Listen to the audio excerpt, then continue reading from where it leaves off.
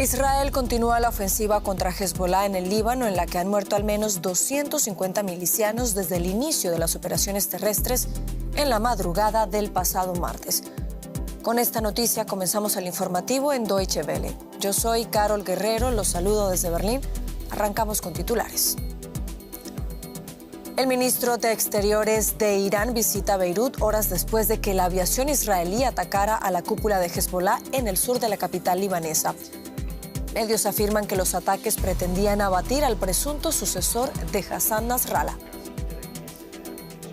El opositor venezolano Edmundo González Urrutia, al que países como Estados Unidos y Argentina, entre otros, han reconocido como presidente electo de Venezuela, anunció que en enero regresará a su país para tomar posesión como presidente.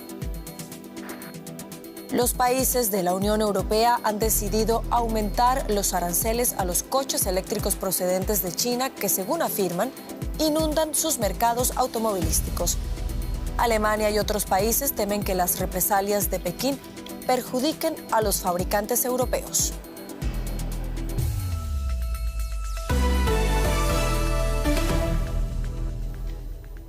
El Líbano sigue bajo fuego. Israel afirma que sus fuerzas han abatido a unos 250 combatientes de Hezbollah desde que sus tropas incursionaron en ese país a principios de esta semana.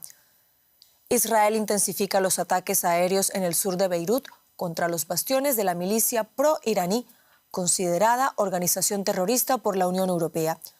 Según reportes, el objetivo es abatir al presunto sucesor del fallecido líder de Hezbollah, Hassan Nasrallah. Severas explosiones sacudieron Beirut la pasada noche. Mientras Israel continúa su ofensiva contra Hezbollah en el Líbano, cientos de miles de desplazados temen convertirse en víctimas colaterales. Estamos vivos, pero no sé por cuánto tiempo, ni cuándo caerá un misil encima de mi familia. Claro que tengo miedo, y tampoco duermo por la noche. Me preocupa que me alcance un bombardeo, aunque sea un error. Efectivos israelíes siguen avanzando por tierra en el sur del Líbano.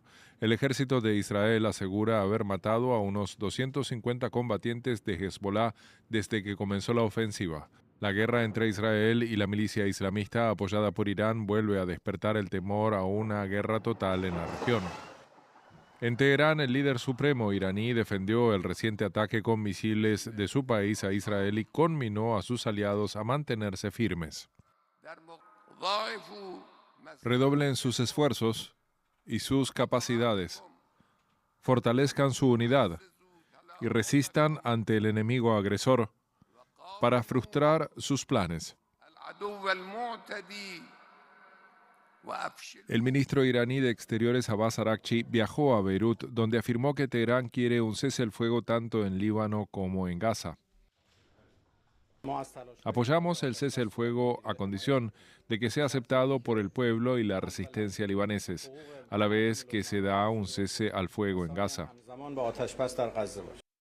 Los ataques aéreos israelíes inutilizaron el principal paso fronterizo entre Líbano y Siria. Israel acusa a Hezbollah de utilizar ese cruce para introducir material militar en Líbano. Cientos de libaneses desplazados se ven ahora obligados a cruzar a pie a Siria.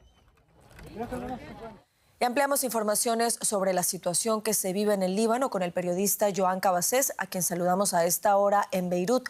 Joan, buenas noches para ti. Por favor, ¿qué otros detalles nos puedes contar sobre los últimos bombardeos en el sur de Beirut y cómo es la situación en esa zona tras días de hostilidades?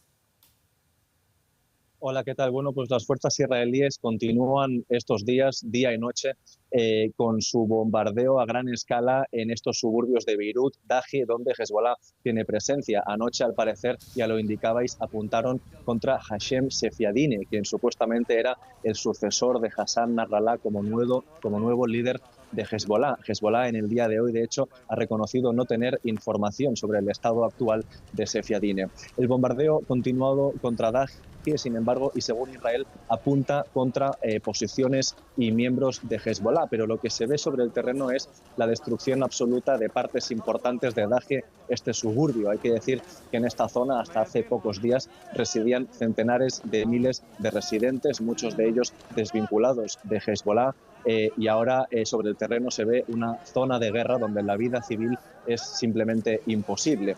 Muchos residentes de esta zona de Beirut temen que Dahi, su lugar en la capital del Líbano, termine sufriendo una destrucción parecida a la que ha sufrido en el último año la Franja de Gaza. Hoy, de hecho, en Israel, algunos reportes sugieren que la brutal ofensiva contra Dahi buscaría forzar Hezbollah a algún tipo de acuerdo con Israel.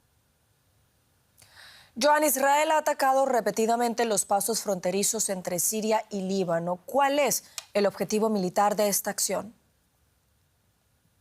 Pues al parecer el objetivo de Israel es aislar militarmente a Hezbollah, es decir, destruir o limitar las capacidades militares de la milicia en el sur del Líbano, en el interior del territorio libanés, mientras impide el suministro de nuevas armas que llegan desde fuera. Hay que recordar que buena parte del armamento de Hezbollah llega desde Siria y antes desde Irán a través de esta porosa frontera entre Líbano y Siria. Hay que decir, sin embargo, que estos ataques contra la frontera entre Líbano y Siria, ya lo vemos en imágenes, dificultan el éxodo de miles de civiles. Estos días ha habido miles de civiles cada día en las últimas 2 semanas que están intentando huir hacia Siria, donde la guerra continúa, dejando atrás la mortal ofensiva israelí contra zonas densamente pobladas en Líbano. Para que la audiencia se haga una idea de la magnitud de la ofensiva israelí en Líbano, hoy el diario londinense Financial Times publica un reporte en el cual sugiere que en las últimas jornadas habría habido algún día en concreto en el que Israel habría lanzado más de 1000 misiles contra Líbano, una cifra que supera los días más violentos de la campaña militar que los Estados Unidos lideraron años atrás en Siria en la guerra contra el Estado Islámico. Pues seguiremos muy atentos a la situación allí. Joan Cabasés en Beirut, gracias por estas informaciones. A vosotros. Y el Líbano es un país sin presidente, con un gobierno provisional y una moneda que apenas tiene valor. La población de unos 5,5 millones de habitantes vive en un constante estado de emergencia desde hace años. Su ejército, que también ha sufrido el colapso financiero, declaró esta semana haber respondido a los disparos israelíes durante su incursión militar. Sin embargo, analistas afirman que no tiene la capacidad necesaria para hacer frente a las tropas israelíes, ni tampoco para oponerse a Hezbollah. Espectadores de una guerra dentro de sus fronteras. Las Fuerzas Armadas libanesas están paralizadas, mientras militantes de Hezbollah lanzan misiles desde su territorio e Israel responde con una devastadora lluvia de cohetes e incursiones transfronterizas. El ejército libanés cuenta con unos 70,000 soldados, con equipo e incluso salarios financiados por Estados Unidos y otros aliados. Expertos afirman que el ejército no está en condiciones de enfrentarse a Israel y a nivel político se le impide desafiar a Hezbollah. Si el ejército libanés quiere desplegar a sus soldados o realizar cualquier acción militar, tiene que recibir luz verde de la élite política. Por desgracia, durante los últimos 30 años de política libanesa, los gobiernos siempre han estado compuestos por aliados políticos de Hezbollah. Y aquí está la respuesta a por qué nunca se pidió al ejército libanés que se enfrentara o limitara a Hezbollah.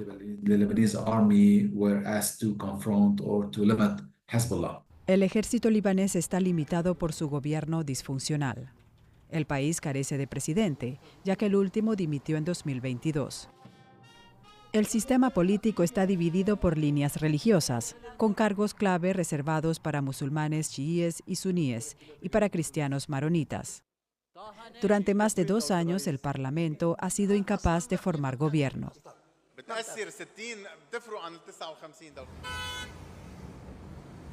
El ya frágil estado político colapsó en agosto de 2020, cuando una explosión en un almacén del puerto de Beirut mató a cientos de personas y destruyó parte de la ciudad.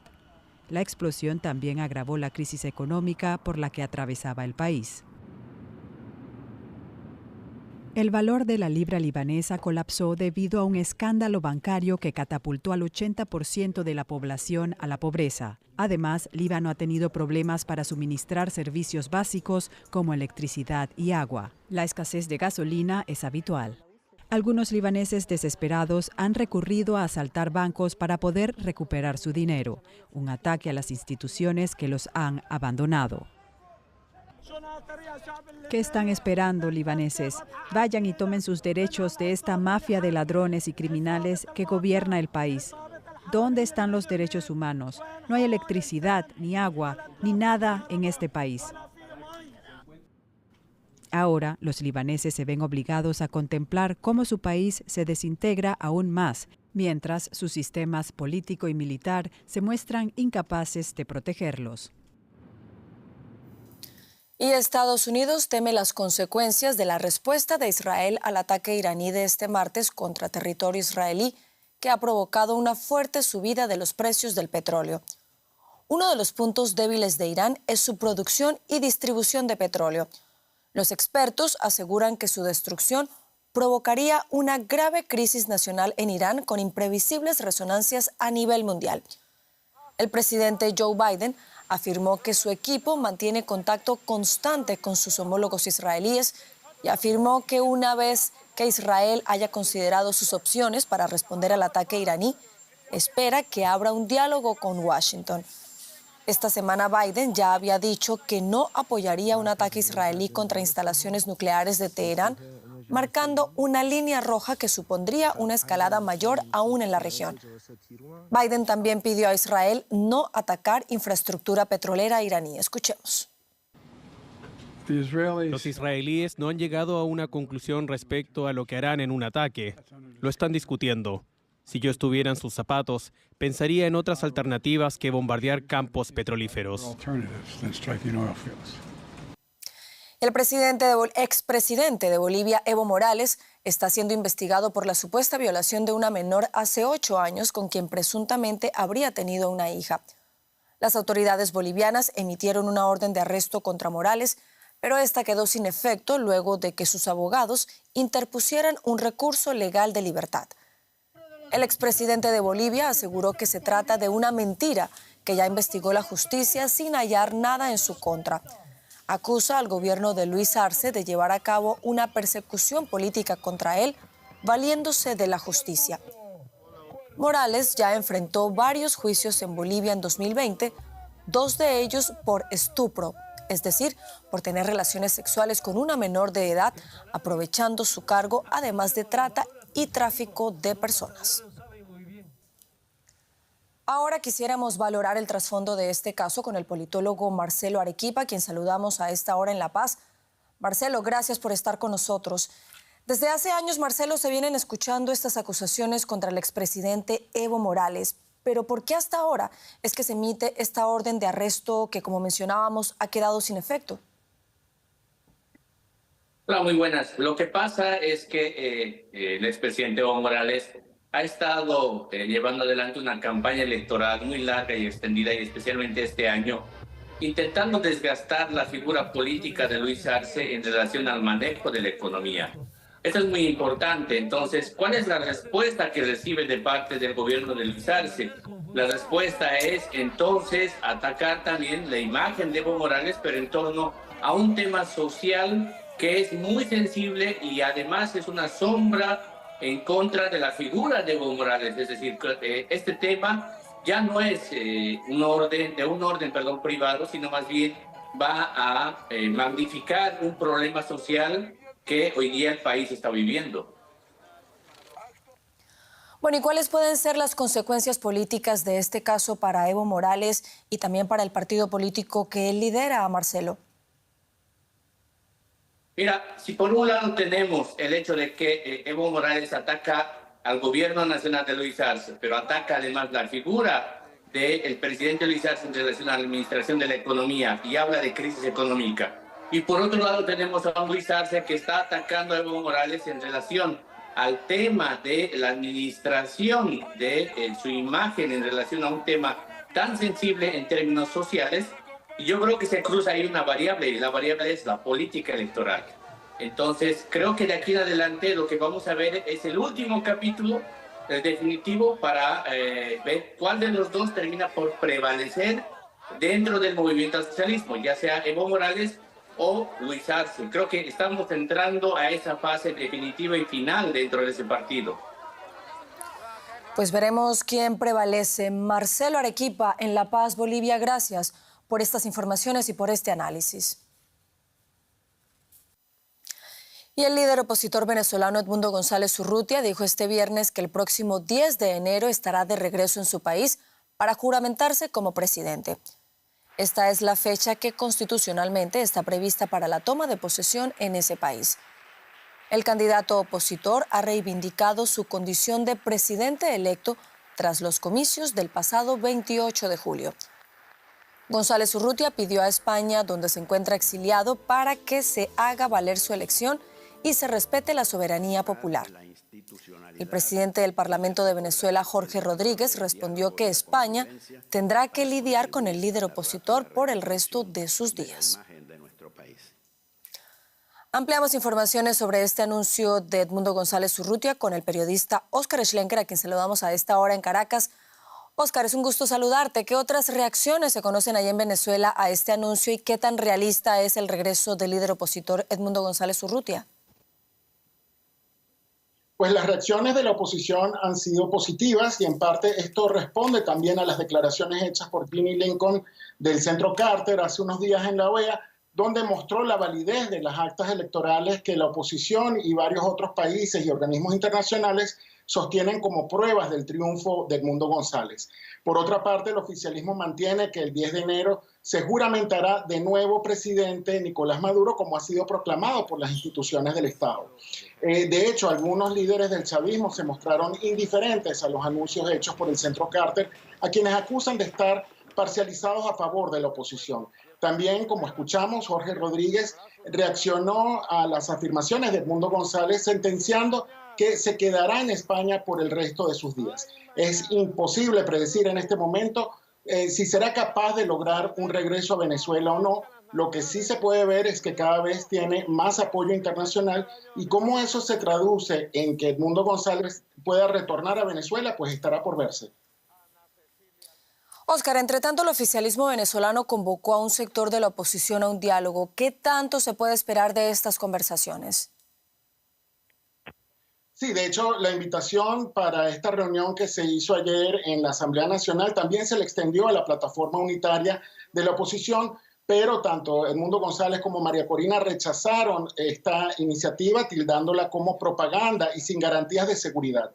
Solo asistieron partidos que se presentan como opositores, pero son disidentes de la plataforma unitaria al que pertenecen Edmundo González y María Corina Machado. La reunión fue para crear comisiones que reformarán las leyes electorales imponiendo más controles sobre el financiamiento, los mensajes que se hacen en redes sociales y otras condiciones de cara a las elecciones regionales previstas para el año que viene. Por otra parte, la oposición también invitó al oficialismo a realizar unas negociaciones serias, lo cual también fueron rechazadas por Jorge Rodríguez, argumentando que solo van a dialogar en el Palacio Legislativo sin mediadores internacionales. Todo esto complica mucho más la crisis política en el país. Hace unos días detuvieron al alcalde de la ciudad de Maracaibo y continúan una seria preocupación por los 65 menores de edad que mantienen detenidos tras las protestas postelectorales denunciados de terrorismo y cuyos familiares han denunciado están recibiendo torturas y malos tratos. Mientras se recrudece la crisis política, se complican los acuerdos para liberar a los cientos de presos políticos que siguen aumentando. Pues continuaremos muy atentos a la situación allí en Venezuela. Óscar Schlenker en Caracas, gracias por estas informaciones. Y la empresa estatal Petroperú reportó el viernes un derrame de crudo en un río de la región amazónica de Loreto, en el noroeste del país. El vertido se ubica próximo al oleoducto que opera dicha compañía, afectando a 3 pequeñas comunidades indígenas de la zona. La petrolera envió al lugar un equipo técnico de emergencia para efectuar tareas de contención, reparación y limpieza.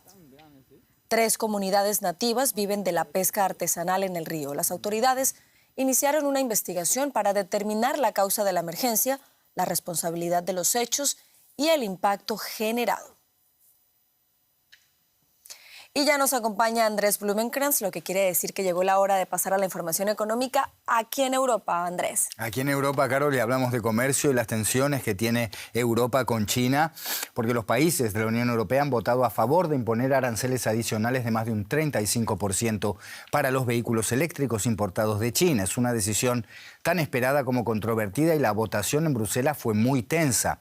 Alemania votó en contra por temor a que Pekín imponga aranceles en represalia que afecten a la industria automotriz alemana y desaten incluso una guerra comercial. Una investigación de la Unión Europea acusa a Pekín de subsidiar a los fabricantes de automóviles eléctricos chinos y competir deslealmente con los productores europeos. Todavía hay, sin embargo, una pequeña ventana para que Bruselas llegue a un acuerdo con Pekín. Quien viva en la Unión Europea y quiera comprar un automóvil eléctrico chino tendrá que prepararse para pagar todavía más. En una votación dividida, los países de la Unión Europea aprobaron aranceles adicionales a los vehículos eléctricos importados de China, no tan altos como el 100% impuesto por Estados Unidos y Canadá. Si se suman los aranceles ya existentes de un 10%, ahora aumentan a más de un 45%, un claro giro proteccionista. Otros países también están utilizando medidas en sus fronteras para asegurar que sus propias políticas climáticas autónomas no se vean diluidas ni contrarrestadas por las fuerzas del mercado internacional. Incluso refleja un cambio en el equilibrio de poder dentro del bloque. Por un lado está el canciller alemán Olaf Scholz y los ejecutivos de los principales fabricantes de automóviles alemanes. Les preocupa que China responda restringiendo la exportación de materiales críticos que los fabricantes necesitan para producir, por ejemplo, baterías eléctricas. También podría afectar sus ventas en China, el mayor mercado extranjero para los autos alemanes, y temen que las marcas alemanas fabricadas en China paguen aranceles más altos en Europa, lo que los haría más caros. Del otro lado está la Comisión Europea liderada por Ursula von der Leyen, que considera que China está socavando la industria automotriz europea al subsidiar la producción nacional de vehículos eléctricos. La Comisión y los capitales europeos ven cada vez más a China como una amenaza económica. Algunos también creen que el exceso de la capacidad china supone una amenaza para el empleo en Europa.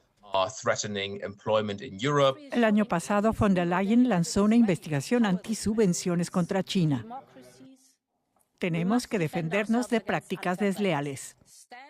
La decisión de elevar los aranceles es interpretada como una muestra de la pérdida de influencia de Alemania en el bloque y de que la Comisión no cederá a la presión comercial de Pekín. Pero ambas partes están dispuestas a negociar, incluso si los aranceles entran en vigor. Analistas señalan que esta es una disputa en la que todos tienen las de perder. Lo que estamos viendo, lamentablemente, es una situación en la que se está actuando con un exceso de celo debido al aumento del proteccionismo. No resolverá la crisis automotriz europea. Pese a las amenazas de China de responder con aranceles a las exportaciones europeas de brandy, carne de cerdo y productos lácteos, los analistas no creen que China tenga interés en una guerra comercial. Y menos ahora que tiene que hacer frente a una economía en crisis. Mark Zuckerberg ha incrementado su fortuna en 78.000 millones de dólares solo este año y entró así en el exclusivo club de los 3 hombres blancos que superan 200.000 millones de dólares en activos. Los otros son Elon Musk y Jeff Bezos. El valor de las acciones de Meta, impulsado por la inteligencia artificial y la recuperación de la compañía, ha jugado un papel crucial en el enriquecimiento de Zuckerberg, que ocupa ahora el 3er lugar en la lista de las personas más ricas del mundo, con un patrimonio neto de 204.000 millones de dólares. El primero en la lista es Elon Musk, con una fortuna de 269.000 millones de dólares. Le sigue Jeff Bezos, fundador de Amazon, con 208.000 millones. También ellos han visto aumentos significativos en sus patrimonios por el auge de la tecnología y la inteligencia artificial. Y siguiendo los pasos de los ricos y poderosos está nuestra corresponsal financiera Ana Nieto en Nueva York. Ana, los mercados no han dejado romper récords este año en Estados Unidos. ¿Qué ha hecho singular a Meta en la subida que tanto ha beneficiado a Zuckerberg? Sí, este año ha sido un año de bonanza para todos los inversores. El S&P 500, que es el índice más representativo de los mercados de Estados Unidos, ha roto su récord como 40 veces y todavía no se ha acabado el año. La participación del 13% que Zuckerberg tiene en la empresa que fundó, Meta Platforms, le ha dado este aumento de su fortuna de $78.000 millones sobre el papel. $78.000 millones, para darte una idea, te permitiría financiar a la NASA 3 años seguidos, y con ello ha subido su fortuna hasta este segundo puesto en este ranking de multimillonarios. Las acciones de Meta se han revalorizado solo este año un 71%, pero es que desde el año pasado ha sido un 356%, gracias a los primeros rendimientos del metaverso y la apuesta que ha hecho la compañía por la inteligencia artificial controlando mucho sus gastos. Con esta progresión es posible que llegue a tocar el primer puesto en el que está Elon Musk, porque las acciones de Elon Musk en la compañía Tesla, que es lo que le da la fortuna a este empresario, apenas se han movido este año, no han tenido apenas una revalorización y están muy lejos de sus máximos de noviembre del año 2021. También su fortuna en X puede estar muy comprometida. Uno de sus accionistas, el grupo Fidelity, rebajó el valor de su participación un 80% recientemente, lo cual deja a la empresa en una valoración de $9.500 millones, muy lejos de los 44.000 que pagó por esta empresa en octubre del año 2022. Y cuéntanos más cosas de esta lista, Ana. Además de Elon Musk, Jeff Bezos, Zuckerberg, ¿quién está ahí? Curiosidades, el índice de los multimillonarios que Bloomberg va actualizando tiene sus primeros de 10 puestos a 8 personas que están derivando sus fortunas del sector de las telecomunicaciones. Solamente hay 2, que son el francés Bernard Arnault y el estadounidense Warren Buffett, que lo hacen con otros sectores, bienes de consumo e inversiones. Warren Buffett y Bill Gates, que siempre han sido los multimillonarios que estaban liderando esta lista, ahora mismo están en los puestos 9 y 6, respectivamente. Arnault es el único no estadounidense en el top de los 10 primeros, pero el siguiente es el español Amancio Ortega de Zara. Solamente hay 2 latinoamericanos, Carlos Slim y Germán Larrea de Grupo México. Ana Nieto, Nueva York, gracias por estas informaciones. Buen fin de semana. Gracias. Todas estas informaciones de la economía las vamos a tener en el informativo económico en media hora más. Y con eso se termina la economía y también el informativo. Así es, los esperamos, como dice Andrés, en menos de una hora con más informaciones aquí en Deutsche Welle. Sigan con nosotros. Hasta la próxima.